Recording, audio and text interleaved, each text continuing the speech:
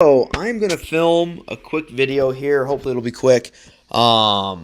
Big thing that's coming around is I'm working with a lot of guys and I'm getting a lot of information that their coach is upset at them because they're only throwing 55% strikes, 60% strikes. We have one kid in high school who's throwing 64% strikes, and his coach wants guys throwing 70 or higher as a high school player. You also have a bunch of guys in that 12U that are saying we want our players throwing 65 to 75% strikes. That's our standard. So I also want to say, hey, it's good, number one, to have high standards. I'm not saying don't. But we also need to set realistic goals. And I think that there's a better way to evaluate things, which we're going to get into here in a little bit. But real quick, just looking at 2024, this is major leaguers, the best in the world at throwing a baseball. Tarek was 69.7% strikes. Best in the game. There was technically 0 people who met that 70% standard of that high school coach. So not even the best strike thrower in the big leagues met the standard of what this high school coach expected. So I think we need to make sure that we're doing actual realistic viewpoints of, hey, here's how we're going to monitor what this guy's doing. We need a good way to look at how we're evaluating the ability to throw strikes. And then for the youth player going down to that 65% or higher, there was technically only 33 players in the major leagues that would have fit the bill to be a competitive pitcher on this 12U team. So we need to understand what it is we're looking at. What are those averages? And if you're looking at everybody all together over the course of the whole major league season, this one I don't have off the top of my head. I want to say it was 62.8 roughly, so we'll say 63% strikes was major league average. Now, with that, we're going to go back to Tarek, right? So looking at Tarek, he was the best in the big leagues this year at 69.7% strikes. That means chase, swing and miss, whatever that situation may be, check swings. But when we're looking at it and we see how much he actually threw in the zone this year. Now, this was the best year he's ever thrown for pitches in the strike zone at 55.3% in the strike zone. So with that, he threw 55.3% in the strike zone. It was almost 70% strikes in the game, which means there's chases, different things like that. Maybe calls from the umpire help him out. So there's a lot of other factors than just are you throwing a singular strike.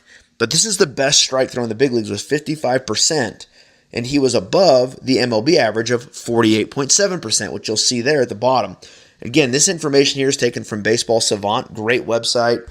And then also we have TeamRankings.com, another great website to start pulling that data and that information from, to give you a good roadmap of what it is you're going to look at. So with this, is saying that every player should throw 70% strikes really a good process? Is saying they should throw 60% or higher strikes a good process? In my mind, it's no. So number one, we need to look at, does that player walk guys? If he's not walking guys, why do we really need him to throw X amount more strikes? Granted, we always want to get a little bit better. We want to save on that pitch count. But how many guys is he striking out? So maybe he needs to work on pitch development as opposed to command. You need to have a good plan for the player. And then even if it is a command issue, right? The next thing we want to look at was, well, what was that guy's strike percentage last year? Because not everyone's going to have all this information to know where you threw it in the zone, all these other heat maps, different things like that. But with, Game Changer, different tools, different technologies that are out there, everyone can know what your strike percentage is. So go into your Game Changer, and if a player was 52% last year, okay, well, what's the value of getting him to 55? It's a lot. Let's move small incremental gains year over year. So now instead of comparing everybody to your group of 70% strikes that apparently this high school group's doing, which I'm going to bet money is not happening. It's not a realistic standard, and if it is, they're probably not doing very good. To go, okay, well, you threw 58% strikes last year. How do we get you to 60? Because 2% is a large difference. I remember talking to a really good catching coordinator who is now running his own business, but he's been with, big leagues with a couple different teams. I was with him with the Angels as a coordinator. But he was saying when he was with the Yankees, there was information that for every one strike that the catcher was able to steal was something like $850,000 of value realistically at the major league level. Some kind of absurd number. I'm not going to get that right, but it's in the ballpark. So with that, how much is 2% more strikes from each one of your pitchers?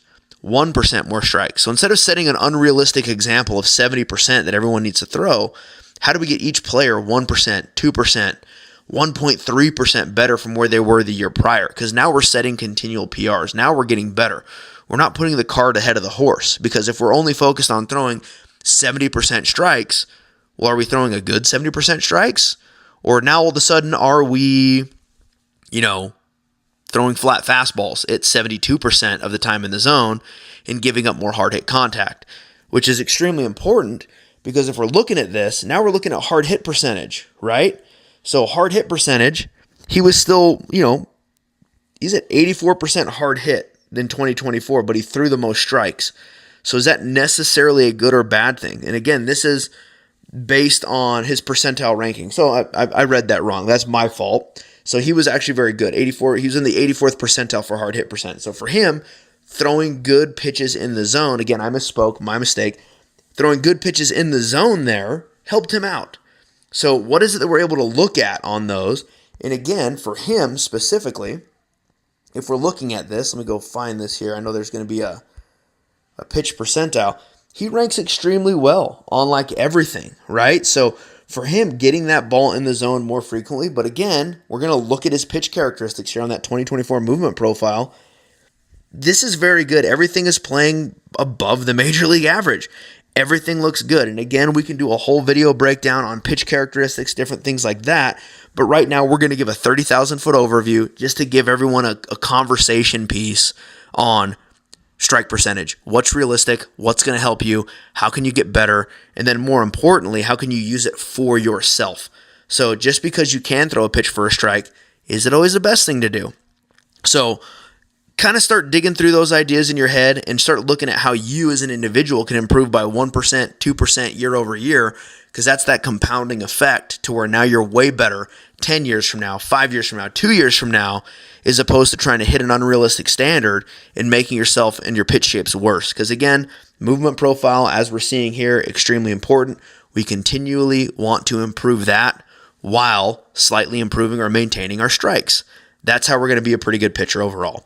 Let me know if you guys have questions. Leave it in the comments. Shoot me an email, whatever you need to do.